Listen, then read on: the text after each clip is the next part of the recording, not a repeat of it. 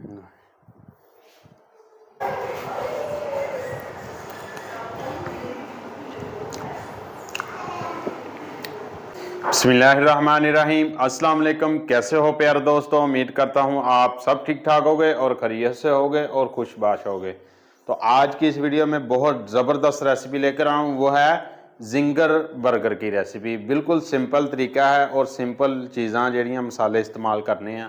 तो आइए देख ले फटाफट जिंगर बर्गर कैसे तैयार करते हैं। चिकन थाई दे ले लेने 4 पीस ले लिया। इन्ना वजन तकरीबन होएगा 450 ग्राम। ठीक है, जो तुम कसाई के कोल जाओगे उन्होंने सानू दे दो चिकन थाई के पीस, वो दे देगा। ठीक है, इन्होंने हुण असी नरम करने वास्ते, सॉफ्ट करने वास्ते एक थोड़ी ले लैनी है, उन्हें दबाना असी चिकन नूं।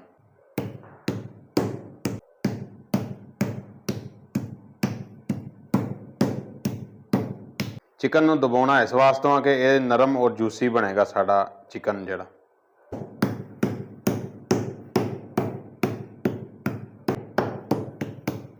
इसी तरह चारे पीस असी कर लेने आ। 3 ते 4 पीस जिहड़े आ नरम कर लिया, सॉफ्ट कर लिया। हुण इहदे च असी मैरीनेट करना वा चिकन नूं। सिरका 2 चम्मच, लाल मिर्च 1 चम्मच, तिक्का मसाला 1 चम्मच, चाइना साल्ट 1 चम्मच, नमक जिहड़ा टेस्ट के हिसाब नाल ऐड करना, मैं वैसे 1 चम्मच ऐड किया। फ्रैश काली मिर्च टेस्ट के हिसाब नाल ऐड करनी, 1 टीस्पून वैसे ऐड कर दी हो फ्रैश काली मिर्च।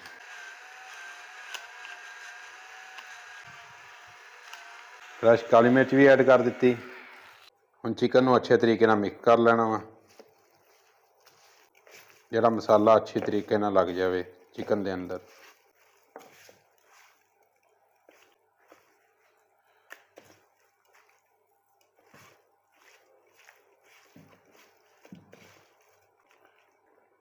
चिकन नूं अच्छे तरीके नाल असीं मसाला ला लिया वा। चिकन नूं असीं मैरीनेट करने रख दिता वा। तकरीबन इनू 2 ते 3 घंटे असीं मैरीनेट करना वा। ठीक है, उस तो बाद असीं जिहड़ा वा इसे जिंगर बना लांगे। ठीक है, अगर तुहाडे कोल टाइम कम है तो तुसीं तकरीबन 15-20 मिनट दे सकते हैं। जिहड़े KFC वाले आ ना, जिहड़े वो तकरीबन 10-15-20 मिनट रेस्ट देंदे आ। उस तो बाद मैरीनेशन तो बाद वो जिंगर तैयार कर लेने। ठीक है, हुण असीं कम से कम 2 ते 3 घंटे असीं मैरीनेट करना, उस तो बाद असीं जिंगर तैयार करांगे। तो असीं इनू मैरीनेट कर लीए 2 ते 3 घंटे।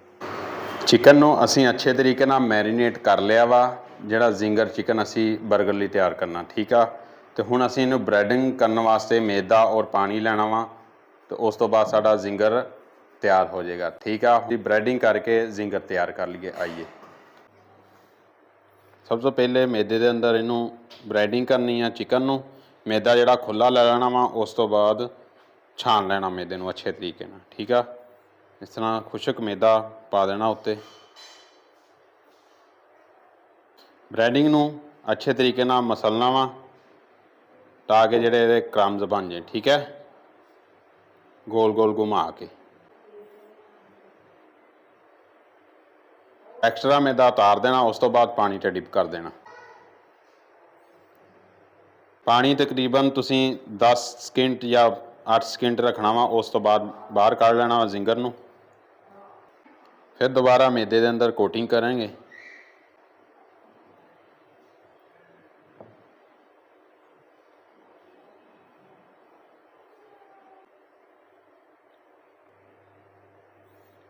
देखो साढ़े क्रम्स बन गए आ।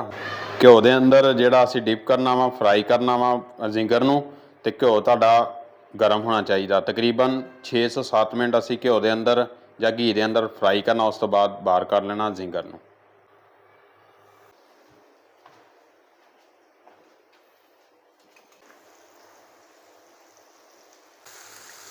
जिंगर नूं ऐड कर दिता घी के अंदर। तकरीबन 6 से 7 मिनट देने आ। उस तो बाद असीं जिंगर नूं बाहर कढ़ लेना वा।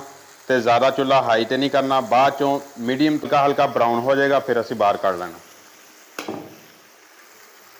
बड़े आराम नाल दूसरी साइड कर देनी है जिंगर दी।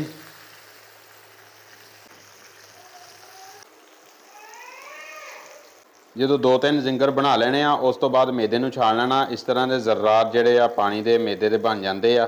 ਉਹ ਤੁਸੀਂ ਮੈਦੇ ਨੂੰ ਲਾਜ਼ਮੀ ਛਾਣ ਲੈਣਾ ਵਾ। ਮਾਸ਼ਾਅੱਲਾ ਜੀ ਸਾਡਾ ਜ਼ਿੰਗਰ ਫਰਾਈ ਹੋ ਗਿਆ। ਹੁਣ ਘੀ ਦੇ ਅੰਦਰੋਂ ਬਾਹਰੋਂ ਕੱਢ ਲੈਣਾ ਸੀ। ਸਾਡੇ ਜਿਹੜੇ ਜ਼ਿੰਗਰ ਰੈਡੀ ਹੋ ਗਿਆ। ਹੁਣ ਅਸੀਂ ਜ਼ਿੰਗਰ 버ਗਰ ਵੀ ਲੈ ਆਂਦੇ ਆ। ਹੁਣ ਅਸੀਂ ਬਣਾ ਕੇ ਚੈੱਕ ਕਰਦੇ ਹਾਂ ਸਾਡੇ ਜ਼ਿੰਗਰ 버ਗਰ ਕਿੰਨੇ ਡਿਲੀਸ਼ੀਅਸ ਜ਼ਬਰਦਸਤ ਬਣੇ ਆ। ਤੇ ਆਈਏ ਸਭ ਤੋਂ ਪਹਿਲੇ ਉੱਪਰ ਮਾਇਨੀਜ਼ ਲਾ ਦੇਣੀ ਆ।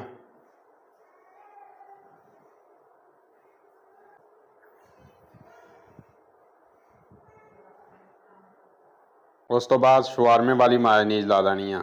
अगर लो जी एक जिंगर रखना,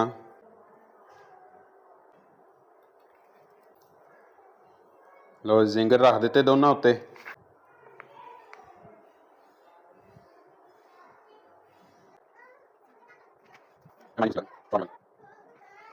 लो जी हुण असीं बर्गर उत्ते रख देना। ठीक है,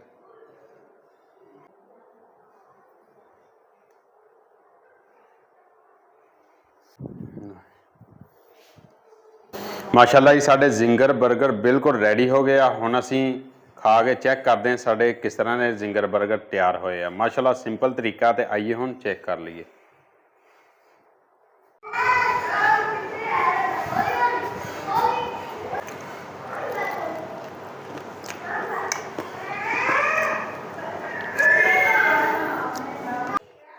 माशाअल्लाह जी साडे ज़बरदस्त जिंगर बर्गर तैयार हो गया। अल्लाह ताला आप सबको खुश रखे, आबाद रखे। अल्लाह हाफिज़, खुदा हाफिज़।